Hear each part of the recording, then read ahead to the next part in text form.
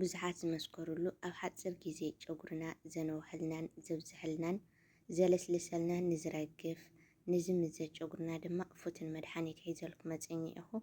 ሰላምታ ይረሳዕኹን። ሰላም ከመይ ቀንዲኹም ኩራት ኣሕዋተይ? ኣነ ሰላም እግዚአብሔር ይመስገን።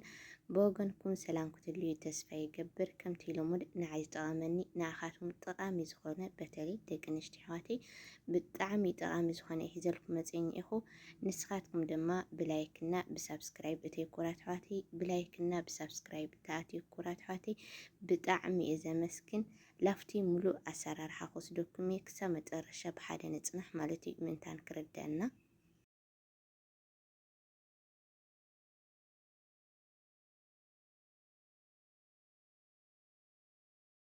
ኣብዚ 4 ዓይነት ቀረብ እኒአኹ። ኩሉ ግዜ ኣብ ገዛና ዝርከቡ ኣብ ዓኸ ወይ ከዓ ነሻላ ነንፅዎም እንጣጢዕ ወይ ድማ ተልባ፣ ሩዝ፣ ኣብዚ ከዓኒ ቀይሕ ሽጉርቲ ከምዚ ገይረ ክኻትፎ እየ። ከምዚ ገይረ ምስ ካትፍኮ ከዓኒ ኩሎም እዚኦም ሰለስቲኦም ናብዚ ቀይሕ ሽጉርቲ ክድብልዎም እየ ማለት እዩ። መቀዳማይ ሰሪሕናያ ነርና ግን ከዓኒ ብካሊእ ዓይነት ኣሰራርሓ ኢና ሰሪሕናያ። እዚኣ ድማ ልበይና ኣሰራርሓ እያ ማለት እዩ። ክሳብ መጨረሻ ስማዓዓ። ከምዚ ዝብልኹ ድማ ከምታ መቀዳማይ ዝሰራሕናዮ ከምኡ ከይመስለክን እዚኣ ልበይና ዓይነት ኣሰራርሓ ኢና ንሰርሓ ማለት እዩ። ናብዚ ከዓኒ ሓደ ብርጭቆ ማይ ሰትየሉ እኒአኹ። ንዓ እውን ክትገብራ ትኽእላ ኢኹን ከም ጨጉርክን በዝሒ ማለት እዩ። ከምዚ ጌርና ምስ ወሰልናዮ ከዓኒ ክተብስላ ከለኽን ማይ እንድሕር ተወዲእክን ኣብ ማእኸሉ ማይ ክትመልሳሉ ኣለክን ማለት እዩ። ምክንያቱ እቲ ማዩ ክጠቕመና ስለ ዝኾነ ከምዚ ገይረ ሕጂ እቲ ማዩ ክፀምቆ እየ ማለት እዩ። ሓደ ብርጭቆ ማይ መሊሰሉ ነይረ ግን ከዓኒ ማይ ስለ ዝወድእ ኣብ ማእኸሉ ስለ ዝመለስኩሉ ማለት እዩ። ንስኻትኩን እውን ከምኡ ክትገብራ ኣለክን። ምክንያቱ እቲ ማይ ከምዚ ጌርና ንመጨረሻ ምንታን ክጠቕመና ከምዚ ጌርና ክንፀምቆ ኢና ማለት እዩ። መጨረሻ ከዓኒ ክንጥቀመሉ ኢና ማለት እዩ። ከምዚ ጌርና ምስ ፀሞቕና ከየ ከዓኒ ብጣዕሚ ሓፊስ ረኣዩ ዋው። እዚ ከዓኒ ብማሽን ጌርና ክንድኩሞ ኢና ማለት እዩ። ጅኻ ከምዚ ገይረ ይጥሕነ ኣለኹ። ከምዚ ጌርና ጥሒና ምስ ወዳእና ከዓኒ ጨርቂ ፅሩይ ጨርቂ ተጠቒምና ከምዚ ጌርና ክንፀምቆ ኣለና ማለት እዩ። ምክንያቱ ዘይደኸመ እንድሕር ሃልይዎ ምንታን ፅሙቕ ኣቢሉ ከምዚ ገይሩ ክሕልፈልና። ምክንያቱ ጉድኣት እኒኦ ከይኮነሲ ክንሕፀብ ከለና እንድሕር ዘይደቐቐ ኣልዩ ክንሕፀብ ከለና ከየሸግረና ማለት እዩ። ላውዚ ከዓኒ ቡና ተጠቕመ እኒአኹ። ኣነ ናይ ኢትዮጵያ ቡና ተጠቕመ እኒአኹ። ንስኻትኩን ግን ኮፊ ዝኾነ ዓይነት ቡና ክትጥቀማ ትኽእላ ኢኹን። ናይ ኢትዮጵያ ተግኒኽን ናይ ኢትዮጵያ ኮፊ ቡና ተግኒኽን ከዓኒ ክትጥቀማሉ ትኽእላ ኢኹን ማለት እዩ። ናውዚ ከዓኒ ተዓንተወለ መጥናዮ ሕጂ ክጠቕመና እዩ ማለት እዩ። ላውዚ ክንድብልቆ ኢና ክልቲኦም ክንገብሮም ኢና ረአኦም ማለት እዩ። ዋው ብጣዕሚ ሓፊስ ሓንቲ ግዜ ተጀሚርክና ማለት እዩ። ብጣዕሚ እያ ክትምችየክን ደጋጊምክን ክትሰርሓ ኢኽን። ብቻ ሓንቲ ግዜ ስርሓ እሞ ብእውነት ልባዓልትኽንስ በቃ ደጋጊምክን ክሰርሓ ኢኽን ማለት እዩ። ብቻ ሓንቲ ግዜ ጀምርኣ ማለት እዩ። ሕጂ ናብ ጨጉረይ እናጎርኩ ከርእየክን እየ። ሕጂ ናብ ጨጉረይ እናጎርኩ ከርእየክን እየ ኩራት ኣሕዋተይ። ቅድሚ ናብኡ ምኻደይ ግን ናይ ቅድም ጨጉረይ ከርእየክን ረአዮ ፍትፎቱ ማለት እዩ። ናይ ሕጂ ጨጉረይ ረአዮ ኣብቲ ፎቶ ዘሎ ከዓኒ ረአዮ ማለት እዩ። ብጣዕሚ ሓፂር ነይሩ። ብጣዕሚ ከዓኒ ውሕድ ነይሩ። ከምቲ ሕጂ ትርእዮ ኣለኽንሲ ኣይኮነን ነይሩ ጨጉረይ ማለት እዩ።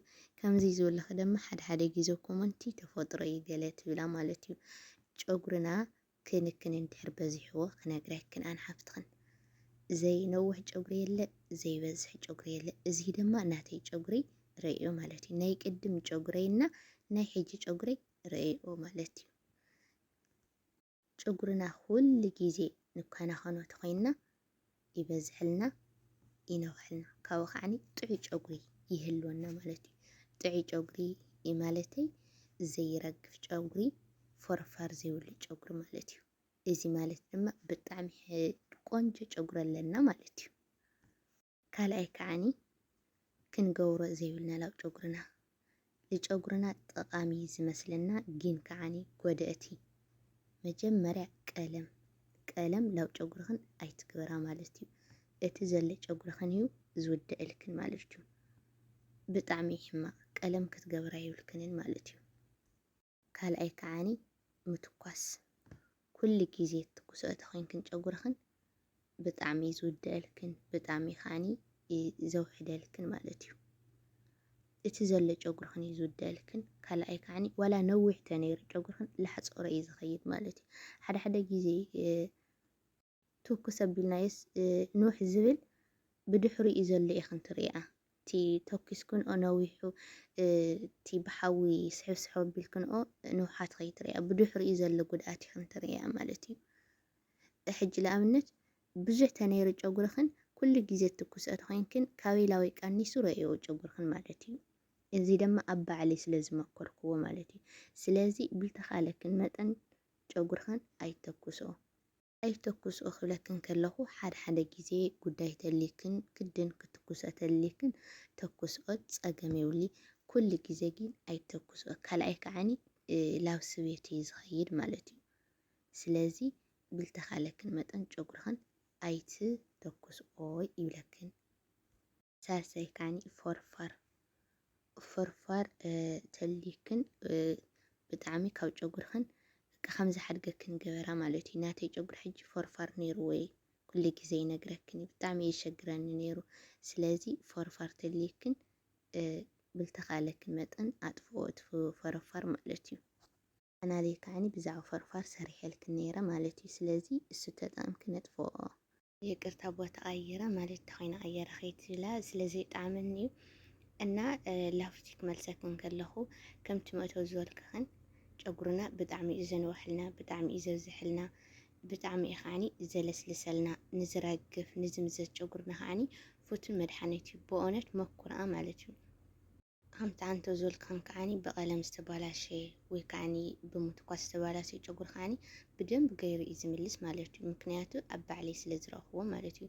ብቻ ስኻትክን ተደጋጋሚ ተጠቐማሉ። ከምቲ ኩሉ ግዜ ዝብለክን ብሓንቲ መዓልቲ ወይ ከዓኒ ብክልተ መዓልቲ ለውጢ ኣይመፅእ። እንታይ ዳ ብተደጋጋሚ ለውጢ ዝመፅእ እና ብተደጋጋሚ መኩርኦ ማለት እዩ። ካልኣይ ከዓኒ ክንገብር ከለና ካብ ቆርበት ጨጉርና ትሒዝና ክሳብ ጫፉ ብደንብ ጌርና ቆርበት ጨጉርና ነስትዮ ኣለና። ቆርበት ጨጉርና ተሰትዩ ካብ ምድራቅ ካብ ፎርፋር ንፁህ ይኸውን ማለት እዩ። ካልኣይ ከዓኒ ኣብ ጫፍ ጫፉ ከዓኒ ማንታ ጨጉሪ ዘለና ማዕረ ዘይኮነ ጨጉርና ማዕረ ላኾነ ይኸይድ ማለት እዩ። ብደንብ ጌርክን ማሳጅ ተጌርክናሉ ማዕረ ላኾነ ይኸይድ። ኣነ ከምቲ ኩሉ ግዜ ዝብለክን ጫፍ ጫፉ ኣይቆርፀን እየ። ኩሉ ግዜ ከምዚ ሰሪሐ ወይ ከዓኒ ዘይቲ ሰሪሐ ብደንብ ገይረ ማሳጅ ገብረሉ። ንስኻትኩም ከዓኒ ኣይትቁረፆ። እንድሕር ኩሉ ግዜ ትቆርፅኦ ኮይንክን ጫፍ ጫፉ ይለምድ እዩ ማለት እዩ። ስለዚ ኣይተልምድኦ። ብዝኾነ ይኹን ዓይነት ተጠቒምክን ንጨጉርክን ዘስማዕምዐክን ብኡ ማሳጅ ኩሉ ግዜ ገብራሉ። ካብኡ ከዓኒ ባዝሊን ወይ ከዓኒ ከምቲ መቐድማይ ቅብኣት ዝሰራሕናዮ ኩሉ ግዜ ብከምኡ ማሳጅ ዝገብራሉ ተኮይንክን ማዓረ ላኾነ እዩ ዝኸይድ። ማንታ ከዓኒ ላተፈለ እዩ ዝኸይድ ማለት እዩ። ሕጂ ናተይ ማዓረ ይኮነን ነይሩ ፍርቁ ሓፂር ፍርቁ ነዊሕ እዩ ነይሩ። ሕጂ ግን ማዓረ ላኾነ ይኸይድ ኣሎ። ገና እዩ ማዓረ ይኮነን ግን ማዓረ ላኾነ ይኸይድ ኣሎ ማለት እዩ። እና ንስኻትኩም ከዓኒ ከምኡ ገበራ ይብለክን። ካፍቶም ኩሎም ዝተጠቐምክዎ ዘይብልክን ተሊኽን ከዓኒ ብቲ ዘለክን ትሰርሓ ትኽእላ ኢኽን ማለት እዩ። ከምዚ ዝብለኹ ድማ ኣብ ኮመንት ሓደ ግዜ እዚ የግኒ ከምዚ የግኒ ስለትብላ ልኡ መልሲ ምንታን ክኾነክን እዩ ማለት እዩ። ብቲ ዘለክን ንስኻትክን ትሰርሓ ትኽእላ ኢኽን ማለት እዩ። ግድን ብቲ ኩሉ ኣነ ዝሰራሕዎ ኣይትስራሓ ማለት እዩ። ንጨጉርክን ብቻ ልስማዕማዕ ይኹን እምበር ብዘለክን ትሰርሖ ትኽእላ ኢኽን ማለት እዩ። ንኣብነት ሕጂ ኣብ ዓኸ ዘይትረኽባ እንድሕር ኮይንክን ብሩዝና ብንጣጢዕ ብሽውርቲ ክሰርሓ ትኽእላ ኢኽን ማለት እዩ። ለውዚ ክመልሰክን ከለኹ ከዓኒ መጨረሻ ምስ ወዳኽን ካብ ደንብ ጌርክን ማሳጅ ገብራሉ ማለት እዩ። እና ናይ ሎማ ኣስተየ እዚኣ ትመስል ነይራ። ሳብ ብሓድሽ ትሕዝቶ ዝመፀኩም ሰላም ኩኑ።